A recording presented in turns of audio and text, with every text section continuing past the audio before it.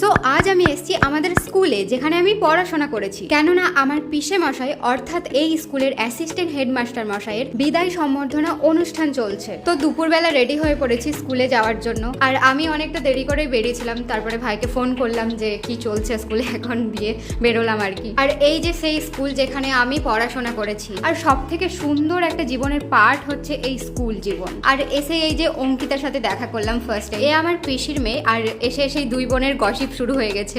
তারপর এখানে আমার ঠাকুরদাও এসছেন। আর স্কুল এলেই এই যে স্যার ম্যামদের সাথে আবার দেখা হয়, এই জিনিসটা ভীষণ ভালো লাগে, কারণ কোথাও না কোথাও আমরাও ওনাদেরকে ভীষণ মিস করি। তারপর এই যে বাচ্চাদের নৃত্য পরিবেশন, আর এই যে সবশেষে অনিল চন্দ্র বর্মন স্যার, মানে যিনি আজকে বিদায় নিচ্ছেন, তিনি কিছু বক্তব্য রাখলেন। আর অনুষ্ঠান শেষ করে সমস্ত টিচার সঙ্গে আমরাও খেতে বসলাম। সত্যি বলতে পিসেমশাইয়ের থেকে আমিও লাইফে অনেক কিছু শিখেছি। তো আজকের দিনটা স্মৃতি হিসেবে এই ভিডিওর মাধ্যমে রেখে দিলাম। আর হ্যাঁ, ফলো করতে ভুলো না কিন্তু। চলো টাটা।